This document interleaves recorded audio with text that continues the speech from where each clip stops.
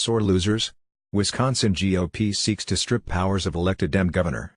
Washington, less than a month after losing the state's races for governor and attorney general, Wisconsin Republicans are trying to strip the powers of the incoming Democrats, representing a brazen partisan power grab in this important battleground state. State GOP lawmakers will hold a hearing Monday on their package of efforts to weaken Gov.Elect Tony Evers, who beat Republican Scott Walker in November, 49.6% to 48.4%, and could approve the measures as early as Tuesday, per the Republicans' proposals in this lame duck session include, Evers has cried foul. I view this as a repudiation of the last election.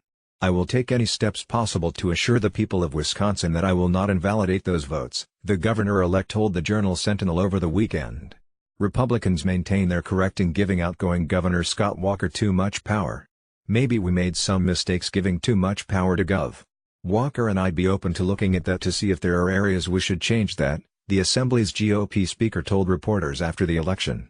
No matter the rationale, what Wisconsin Republicans are trying to do isn't a good look for American democracy, changing the rules after you lose. The essential question to ask, would they be making these moves if they won in November? Indeed, it's similar to what we saw 2 years ago in North Carolina, where Republicans worked to curb the powers of Democratic Governor Roy Cooper.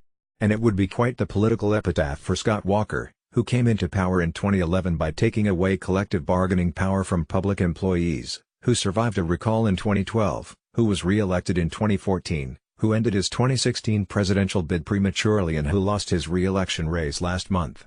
The big political news over the weekend, of course, was the passing of. He was 94 years old. His remains will travel from Houston to and where a funeral ceremony will be held at the National Cathedral on Wednesday. After that, his remains will return for Houston for another funeral service at St. Martin's Episcopal Church on Thursday, and then he will be taken to Texas A&M University. Politically, what stands out about Bush's passing is how different his party, and his presidency, looks from the current GOP and current president. He raised taxes to help balance the budget, despite his read my lips promise, while the current GOP continues on its tax-cutting course. He campaigning, which he did in brutal fashion in 1988, from governing, while the current president launched his re-election campaign as he was being inaugurated. And he stood for world and international order after the collapse of the Soviet Union. The restraint, the caution, the lack of spiking the football that they showed was, I think, an enormous achievement, Barack Obama said of Bush and his presidency on 60 Minutes, versus America First. To be sure, all parties change from their past presidents. Remember when Bill Clinton declared that the era of big government is over? But the transformation of the Republican Party from Bush 41 to Bush 43 to Trump has been remarkable. With a brutal finality, the extent of the Republicans' collapse in the House came into focus last week as more races slipped away from them and their losses neared 40 seats.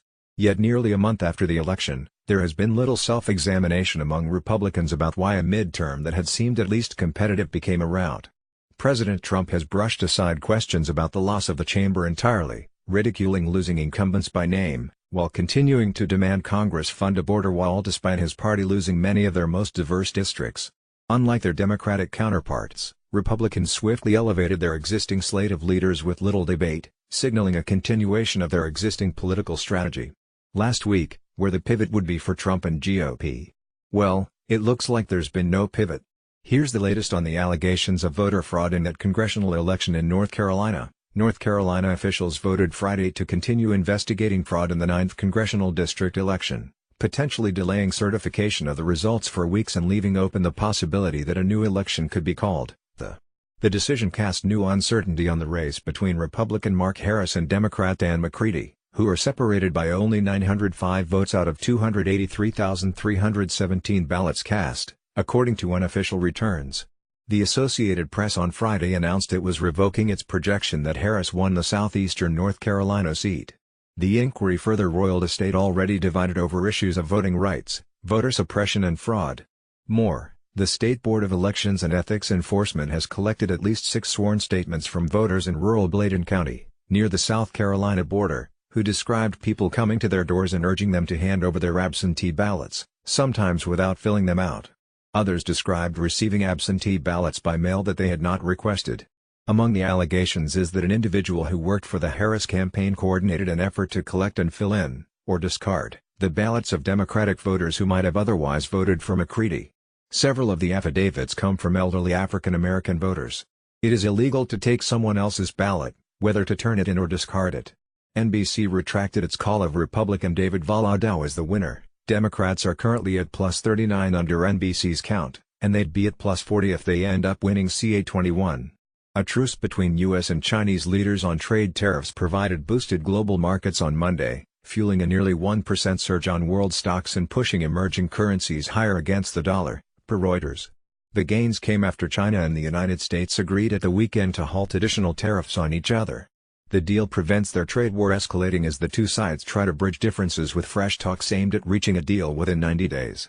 Meanwhile, New York Democrat Jerry Nadler, the incoming chairman of the House Judiciary Committee, said Sunday that new revelations from one of President Trump's allies amount to proof that Russia had leverage over Trump during the 2016 presidential campaign. In an exclusive interview on Meet the Press, Nadler said that former Trump lawyer Michael Cohen's admissions last week related to his role in securing a Trump tower in Moscow during the time of the GOP presidential primary raised the specter of a compromised presidential candidate, and now president, that should trouble the American people. The fact that he was lying to the American people about doing business in Russia and the Kremlin knew he was lying gave the Kremlin a hold over him, Nadler said. And in 2020 news, here's, Representative Beto O'Rourke may have lost in Texas, but he's winning in Obamaland. Aides to the former president and the man himself say O'Rourke's campaign against Senator Ted Cruz, Republican Texas, gave them flashbacks to Obama's precocious political rise and has positioned the young white congressman as an early if unlikely heir to the first black president's hope and change mantle. Obama and his coterie are personally closer to any number of other potential candidates, especially former Vice President Joe Biden, and you'd be hard-pressed to find a photograph of Obama and O'Rourke together. Obama didn't even endorse O'Rourke in his Senate campaign. But in O'Rourke, Obama veterans see not only an inspiring political celebrity, but, like Obama, a tactical innovator who has chewed the political industrial complex of pollsters and consultants and used technology in new ways to connect directly with supporters and multiply the force of his fundraising and ground game. Chuck Todd is moderator of an NBC News political director. Mark Murray is a senior political editor at NBC News. Carrie Dan is a political editor for NBC News.